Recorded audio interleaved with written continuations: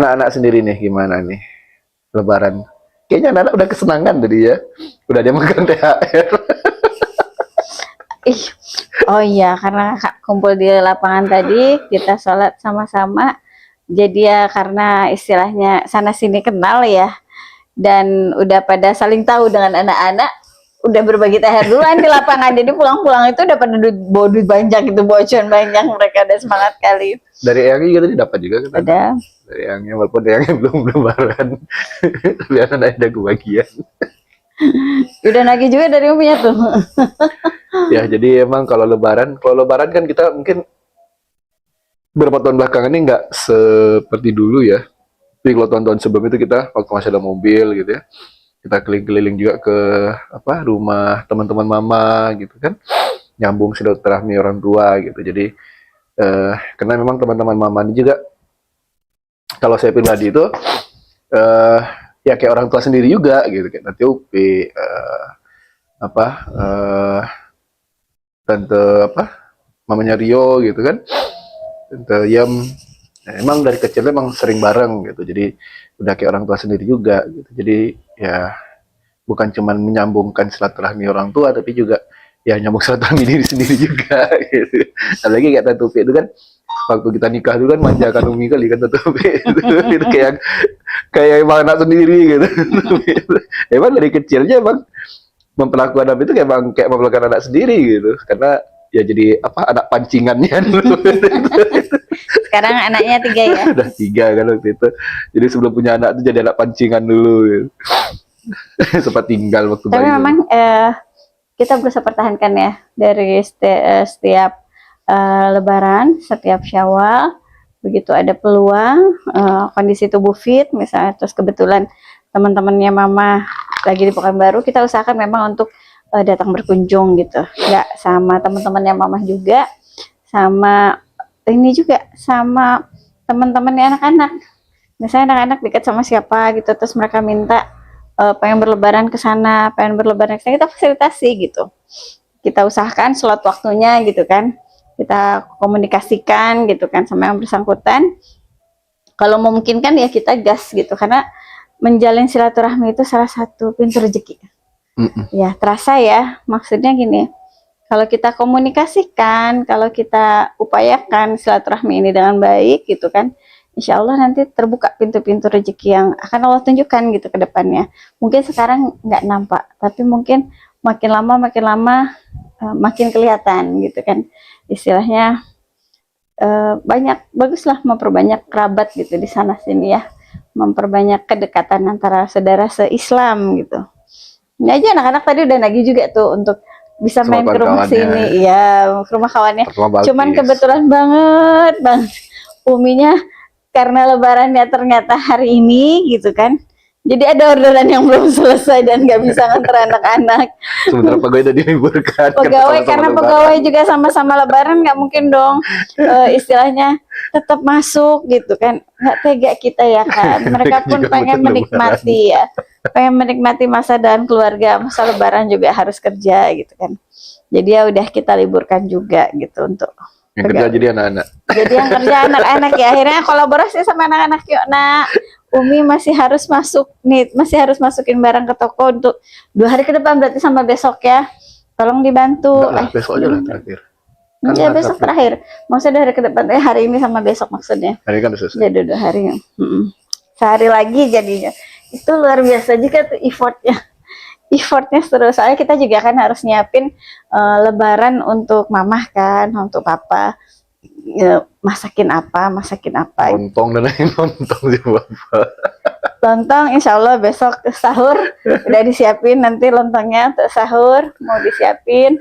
Nah untuk lusanya mama udah minta soto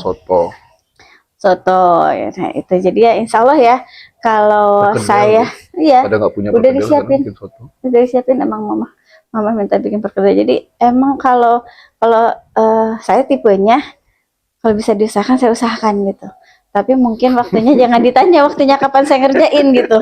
Begitu saya bisa saya kerjain gitu. Kadang pas tengah malam, kita jelang subuh gitu.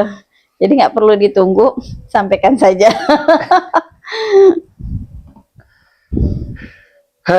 Jadi ya sebenarnya kalau di lebaran-lebaran sebelumnya kan kita ya seperti kita bahas sebelum-sebelumnya kan, ini memang apa namanya, gerbangnya, bukan gerbangnya, waktunya kita menguatkan lagi silaturahmi gitu kan, menguatkan lagi mesin hati kita gitu, mesin hati kasih sayang gitu. Apakah itu sama saudara, apakah sama kerabat jauh, apakah sama teman-teman lama gitu kan. Nah ini yang kita kuatkan. Nah, memang berapa tahun belakangan memang kita agak kurang ya aktivitas itu karena ada hambatan kendaraan juga. Sekarang juga harus ngurus orang tua segala macam. Tapi intinya itu tetap kita upayakan lah. Semoga tahun-tahun depan bisa kita keliling-keliling lagi pakai bajai. Kadang anak-anak tuh semangatnya tuh silaturahmi ke tempat sini dapat suasana baru gitu kan. Ya asma kemarin. Tapi boleh main ke rumah Om nih. Wow. Emang Om itu di mana nak? Nggak tahu. Dasar kamu. Tapi kalau untuk Zainab mungkin karena kemarin ini 2 kali dibawa ke Jawa, dia 2 kali dibawa ke Bandung, sekali dibawa ke Jakarta. Jadi dia merasakan bahwa dia bilang gini, Umi pengen ketemu lagi sama Omah katanya. Ingat kangen. Iya, sama siapa? Sama Aulia katanya. Aulia itu sepupunya kan. Jadi ponakan dari adik aku. Aku cuman punya satu adik. Jadi dia bilang, tapi Umi ke rumah Omah tuh jauh ya katanya. Dia merasakan mungkin pakai bis berapa hari di jalannya, 2 hari 1 malam ya, 2 hari 1 malam, terus nyampe di Jawanya malam juga gitu kan. Udah gitu dia untuk ke rumah Omahnya kemarin itu kan sempat transit dulu di Jakarta, nginep dulu di Jakarta, terus kita ke Purwakarta dulu, dari Purwakarta baru ke Bandung. Jadi dia merasakan wah ke rumah Omah tuh jauh ya. Dan lucunya udah nyampe Bandung masih pengen balik lagi ke Jakarta, dan dari Banjaran masih pengen juga ke Bandung lagi ke Kiara Condong. Masya Allah. Nah itu nggak deket jaraknya loh, itu bisa seharian juga. Karena ya istilah karena Omahnya ini tinggal di Banjaran ya. Jadi kalau mau ke Bandung itu lumayan jauh gitu.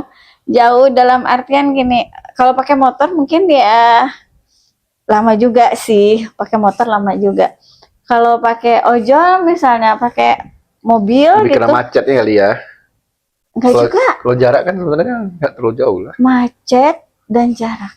Jarak nggak terlalu jauh sebenarnya. Jauh juga sih.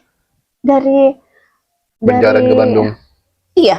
Pokoknya dari Banjaran kemanapun berjalan, mau dia ke Dago, mau dia ke Kiara Condong, itu kalau pakai ojol tuh, kalau budget nih ya, itu kenanya 150.000 tuh. Oh, secara budget ya lah. Kalau kena budget ya 150. Jadi sekali keluar rumah dari rumah Oma itu 300.000 bolak-balik. Kan lumayan tukar tuh. Tapi kalau kita pakai motor kayak kemarin asik aja tuh. Umi jalan sama Gazi sama Zainab itu dari Ciwidey turun ke bawah langsung ke Dago. Dari Dago mundar-mandir tuh di Dago tuh kemana-mana tuh, baru pulang lagi ke Katapang, baru pulang ke Banjaran. Itu dari sebelum zuhur berangkat, nyampe di Dago jam 1-an, terus keliling-keliling di Dago, terus ke Kopo, terus ke Katapang tuh, terus balik lagi ke Banjaran tuh jam 8 malam, 9 malam gitu. Tapi enjoy aja sih, walaupun kalau dihitung secara jarak, kalau Pekanbaru kan mana kemana tuh deket ya. Kalau Bandung tuh lumayan jauh tuh, kalau dihitung dari Ciwidey, jatuhnya dari Ciwidey ke Dago, ujung ke ujung banget. Tapi have fun bener, aku senang bener. Walaupun bukan lebaran. Walaupun bukan lebaran, memang doyannya jalan gitu, doyannya traveling, jadi pakai motor berjauh-jauhan tuh ya enjoy aja gitu. Intinya kalau ada